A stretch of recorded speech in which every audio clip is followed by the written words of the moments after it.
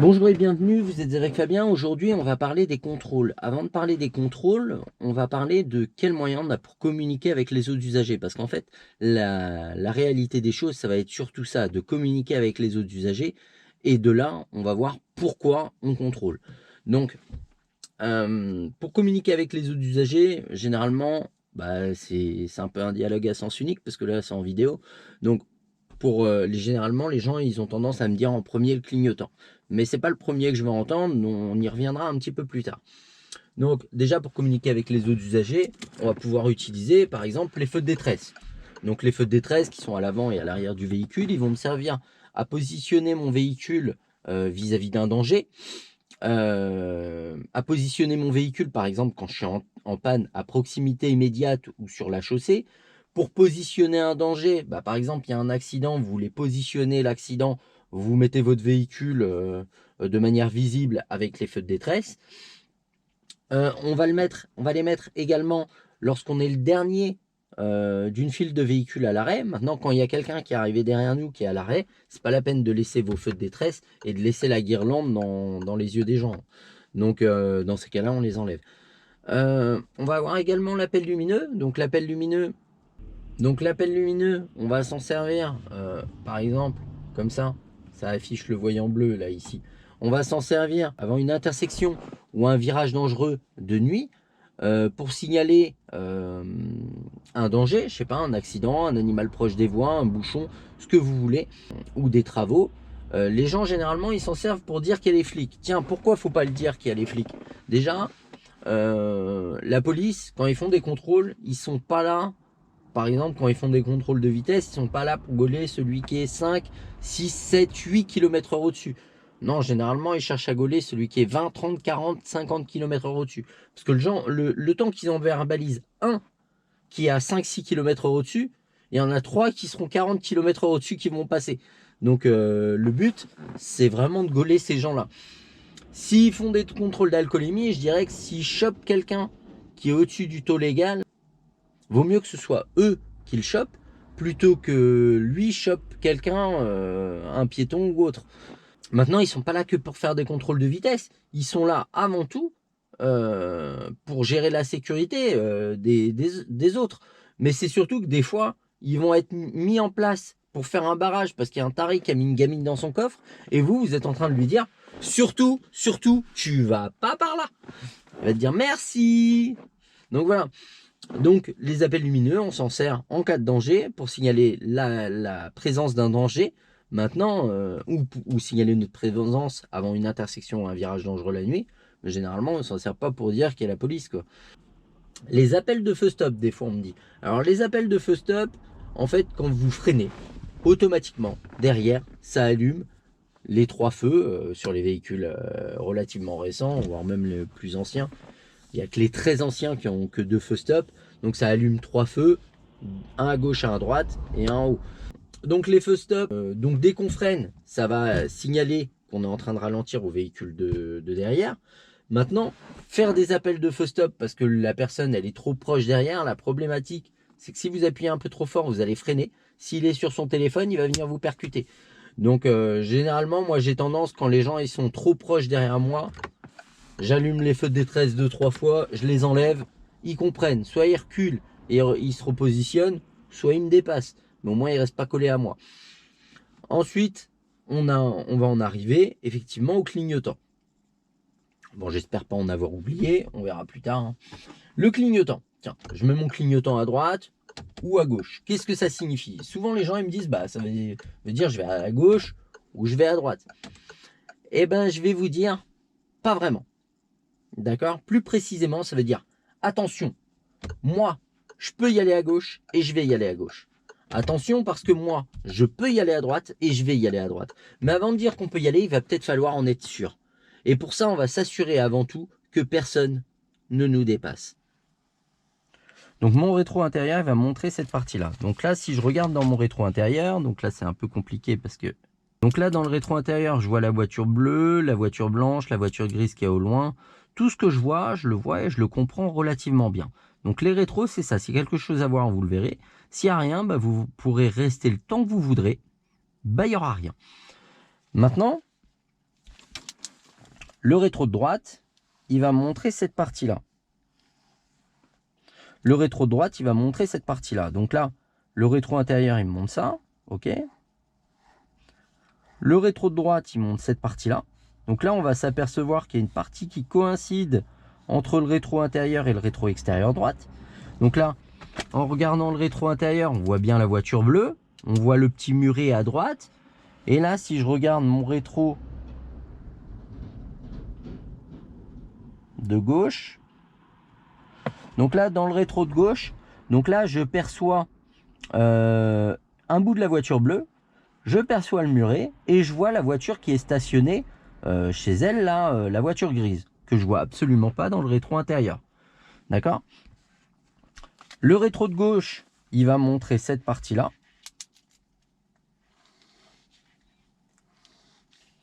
Le rétro de gauche, il va me montrer cette partie-là. Et là, à nouveau, le rétro de gauche, il me montre cette partie-là. Et là, à nouveau, on s'aperçoit qu'il y a une partie qui coïncide entre le rétro intérieur et le rétro extérieur. D'accord? Pour qu'il y ait une continuité. Donc là, si je regarde le rétro intérieur, je vois la voiture, je vois les voitures qui me dépassent. Je vois la voiture bleue, mais on va attendre que ce soit le... qu'il n'y ait plus de voiture. Voilà, on va attendre qu'il n'y ait plus de voiture. Il n'y a plus de voiture. Donc là, je vois bien la voiture bleue. Donc je ne sais pas si vous la voyez, parce que... Si, c'est bon. Donc là, je vois la voiture bleue. Et là, quand je regarde dans mon rétro de gauche... Ok. Je vois la voiture bleue.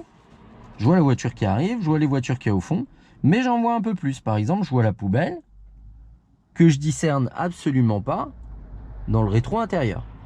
Donc tout ça pour vous faire comprendre quoi? Qu'en fait, les rétros, ils me servent à voir sur tout ce qui se passe derrière. Donc ils me servent à voir sur tout ce qui se passe derrière. Maintenant, il y a une partie qu'on ne voit pas dans les rétros qu'on appelle l'angle mort. Ben, je vais vous dire, vous avez intérêt à savoir précisément où il se trouve l'angle mort pour faire en sorte qu'il n'y ait que lui qui reste de mort. Donc là, ce qu'on va faire, je vais essayer de trouver un endroit où il y a un angle mort et vous allez voir ce qui peut disparaître dans l'angle mort. Donc là, on est d'accord, quand je regarde dans mon rétro intérieur, je vois pas de voiture. Quand je regarde dans mon rétro extérieur, je vois pas de voiture non plus. Et là, quand je regarde dans l'angle mort, là, ici, je m'aperçois qu'il y a une voiture. Et en plus, vous allez voir, je vais reculer. On s'aperçoit que non seulement il y a une voiture, mais il y en a une deuxième, qui sont à 1 mètre, 1 mètre 20, 1 mètre 25 de moi. Donc là, je vais me dégager pour pas gêner les gens. Donc il y a bien un angle mort à droite.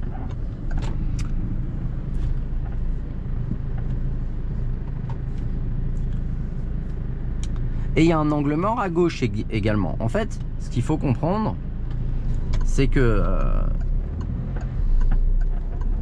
dans l'absolu, la possibilité que votre rétro vous montre un angle. Donc ce qu'il va falloir comprendre avec l'angle mort, c'est que à gauche, il va être dans votre vitre un peu vers l'arrière, et à droite, il va être dans la vitre direct vers l'arrière. D'accord? Maintenant, on va apprendre à marcher avant d'apprendre à courir. Le but, c'est de comprendre pourquoi, quand et comment on va faire les choses. Donc là, je réinstalle tout et je vous explique tout. Alors, ce qu'il va falloir comprendre, c'est que là, d'abord, on va apprendre à marcher avant d'apprendre à courir. Donc déjà,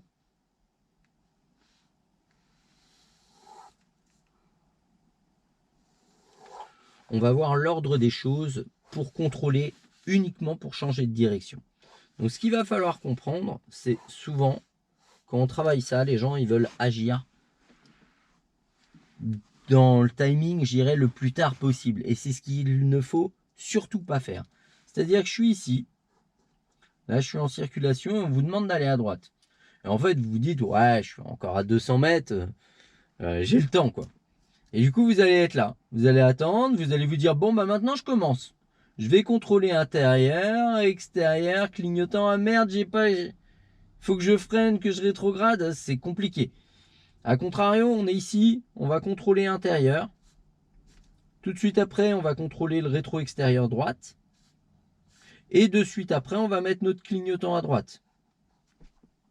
Il va me rester à freiner, freiner, freiner. passer de la 3 vers la 2, garder mon frein en relâchant l'embrayage, et je vais être ici prêt à tourner. Mais vous imaginez bien que si je n'ai pas commencé ici à faire les choses, je vais me précipiter, du coup je ne vais pas les faire correctement. Je vais aller à gauche, bah c'est pas grave, je vais à gauche, intérieur, extérieur gauche, clignotant gauche, je garde mon frein, je passe de la 3 vers la 2, je relâche mon embrayage en freinant et je suis prêt à tourner dans ma voie. Mais vous voyez que je ne suis pas en avance, hein. Je ne suis pas en retard, mais je ne suis pas en avance. Donc il va falloir agir le plus tôt possible. Et il vaut mieux être même en avance qu'en retard, hein. C'est moins gênant.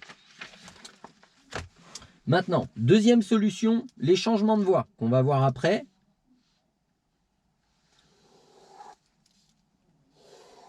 Donc là, on va estimer, pour changer de voie, qu'on est à sens unique, c'est-à-dire que les deux voies sont affectées à mon sens de circulation. Et là, vous allez voir que c'est relativement simple. Déjà, pour changer de voie, il va falloir maintenir votre allure. Pourquoi? Parce que les gens qui sont à gauche, ils ne vont pas ralentir pour vous laisser passer. Et là, ça va être relativement simple. Je suis ici, je vais contrôler en roulant intérieur, extérieur, angle mort gauche, pour m'assurer qu'il n'y ait pas un véhicule dans cette partie-là. Et là, ce qui va être vraiment important, c'est je regarde devant. Et après, je change de voie. Pour changer de voie tranquillement. Le truc, c'est que si je fais mon angle mort et que je tourne le volant en même temps, je vais faire ça. Et s'il y a quelqu'un, vous allez le voir, mais c'est trop tard. Je veux changer de voie vers la droite, je suis ici, intérieur, extérieur droite, angle mort droite, clignotant droite. Et après, en regardant devant, je change de voie. Voilà. Donc, ce que je vous propose, c'est que je vais m'équiper. Et puis, on est parti. Maintenant, c'est parti. Donc, à la prochaine intersection, on ira à gauche. Donc, même si ça vous semble tôt, commencez à faire les choses dès maintenant. Je contrôle l'intérieur, extérieur gauche. Je mets mon clignotant à gauche. Je vais commencer à freiner tranquillement. Pas fort, mais je le fais. Voilà, je freine pas fort, je freine tranquillement. Hop. Et je mets ma deuxième tranquillement. Voilà, on prend vraiment le temps. Le but, vaut mieux être en avance qu'en retard sur ces phases-là. Donc là, je vais venir m'arrêter au stop. Là, le bus il redémarre. Je vais m'arrêter au stop. Je freine tranquillement, je prends mon embrayage et j'ai un bon arrêt. Là, idem, on va vous dire quand redémarrer. Moi, j'estime que c'est encore au moniteur là, de gérer les phases de priorité. Donc, on démarre en tenant bien l'embrayage. Le but, c'est pas de démarrer trop vite. Hop, je démarre en tenant mon embrayage tranquillement. Là, le bus redémarre, je le laisse partir et je repars. Hop. On fera attention à la voiture blanche. Voilà, parce qu'elle ne voit pas, donc forcément, elle risque de démarrer. Donc, à la prochaine intersection, on ira à droite. Donc, même si ça vous semble tôt, dès maintenant, intérieur, extérieur droite, clignotant droite. Mais vous voyez, je ne suis pas tant en avance que ça. Je vais commencer à freiner pour tourner, je freine tranquillement, j'appuie sur l'embrayage, je mets la 2 tranquillement, puis là je vais gérer mon arrêt en reprenant l'embrayage. Donc ici c'est assez particulier, ils ont mis un sas cycliste, mais si on s'arrête pas dessus, il passe jamais ouvert.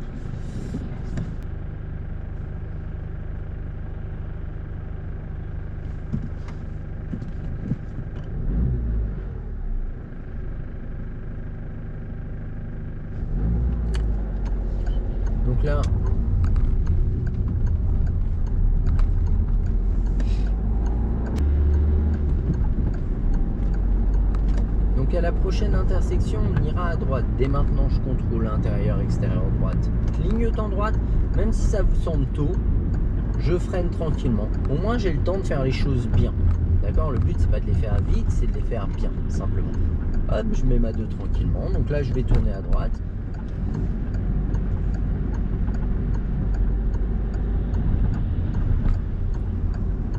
Donc vraiment, de pouvoir caler le moment et petit à petit se dire bon, je l'ai fait un peu tôt, je peux le faire un peu plus tard, etc. Donc là, à la prochaine intersection, on ira à gauche, intérieur, extérieur gauche, clignotant gauche. Je freine tranquillement, pas fort, et je mets ma 2 tranquillement et je relâche doucement mon embrayage. Hop, je tourne bien dans ma voie, il faut s'appliquer là-dessus également. C'est pas parce que on est passé à la suite qu'il faut oublier ce qu'on faisait avant. Donc là, hop, à la prochaine intersection, je vais à droite, intérieur, extérieur, droite, clignotant droite. Le feu passe au rouge, je mets ma 2 tranquillement et je viens m'arrêter. Donc je lâche bien mon embrayage et je reprends l'embrayage quelques mètres, 5, 10 mètres max avant l'arrêt, à condition d'avoir une allure relativement réduite. Donc là, à la prochaine intersection, donc je vais à droite. Donc bien entendu, il y a un accès au sas cycliste, je ne suis pas collé au trottoir, donc il faut que je fasse attention à ça lorsque je vais démarrer. Mais moi, j'estime que pour le moment, ce genre d'angle mort, c'est encore à l'enseignant de les faire. Hein. Maintenant, il peut vous dire, bon, on fait l'angle mort pour la bande cyclable. Moi, perso, je le vois un petit peu plus tard.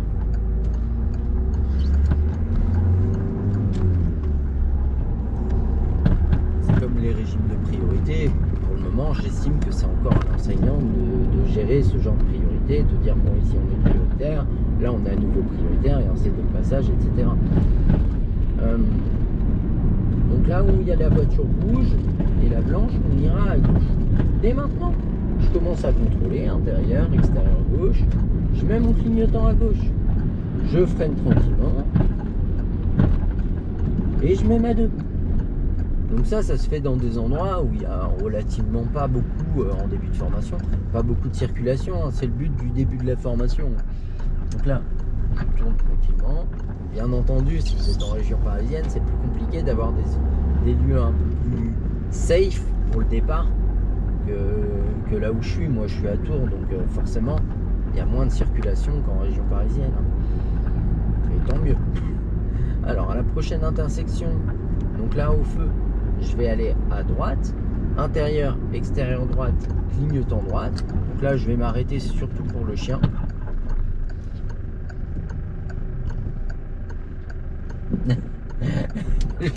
Il n'y a pas de souci. Le chien, il vit un peu sa vie, je crois. Il fait un peu sa vie. Donc là, je vais aller à droite. Hop. Donc là, bien entendu, il y a une bande cyclable que je vais couper, etc.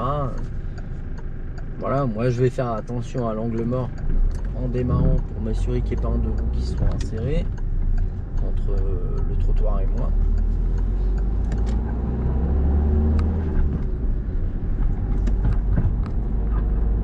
Donc là, à la prochaine intersection, on ira à gauche. Gauche giratoire, on va rester voie de gauche, intérieur, extérieur gauche, clignotant gauche. Je freine dès maintenant. Je mets ma 2 tranquillement et je relâche l'embrayage. Vous voyez, j'attends pas le dernier moment pour freiner. Hein.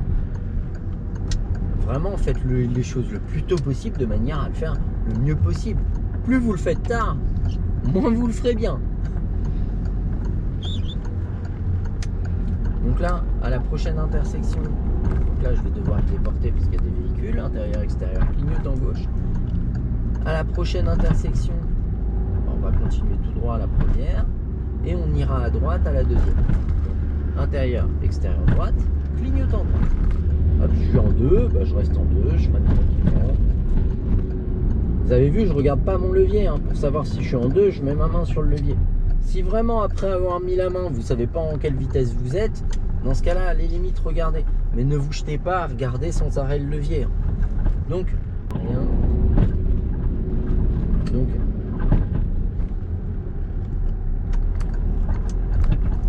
à la prochaine intersection, on ira à droite, intérieur, extérieur droite, clignotant droite.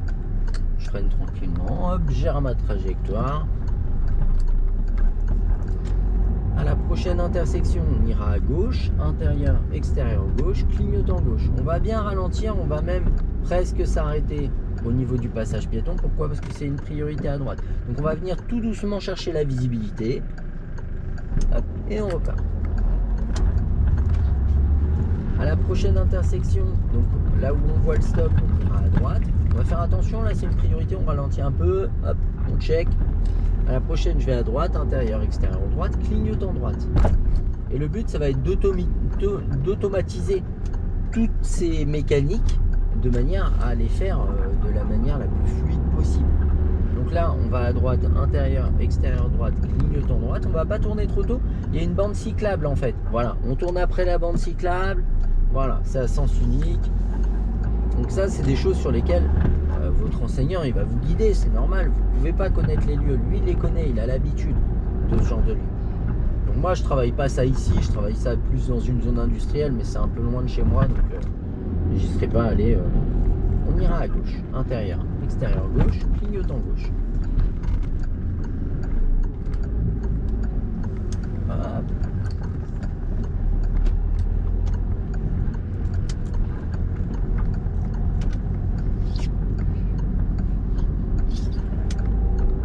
Alors, à la prochaine intersection, on ira à droite, intérieur, extérieur droite, clignotant droite.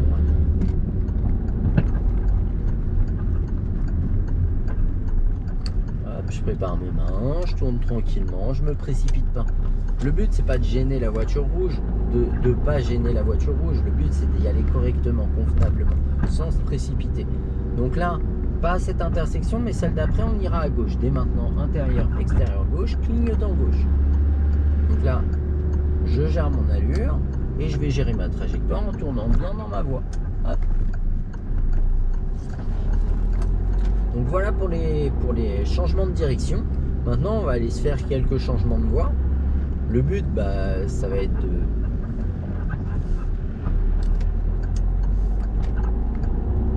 de voir quand et comment on va pouvoir changer de voie.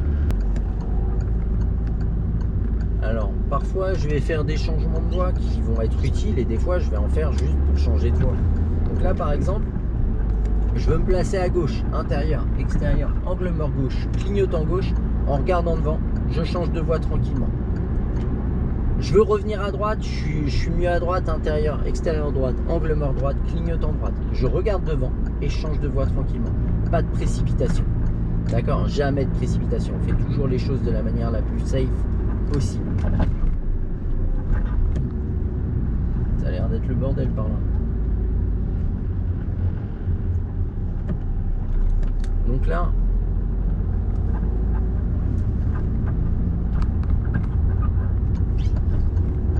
je continue. Donc là, je veux changer de voie. Et là, je m'aperçois qu'il y a un véhicule en train de me dépasser. J'attends qu'il ait fini. Intérieur, extérieur, angle mort gauche, clignotant gauche. Je me place à gauche tranquillement. Voilà, pas de précipitation. Le fait de faire ça, c'est pas mieux, hein. Ça, c'est pas agréable, c'est dangereux pour tout le monde. Donc, je reste bien dans ma voie et je change de voie toujours tranquillement. Pas de précipitation.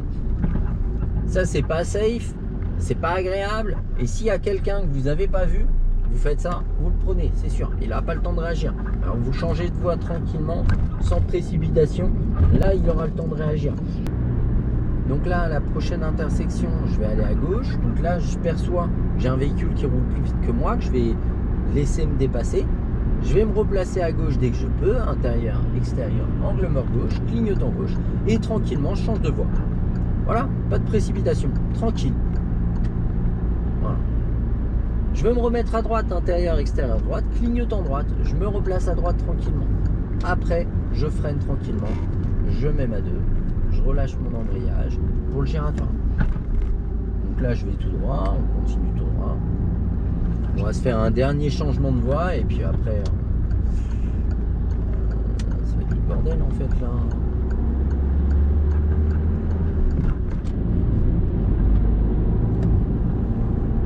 Donc là, je vais me placer à gauche, intérieur, extérieur, angle mort gauche, clignotant gauche, et je me place tranquillement à gauche. Et là, je vais passer par ailleurs.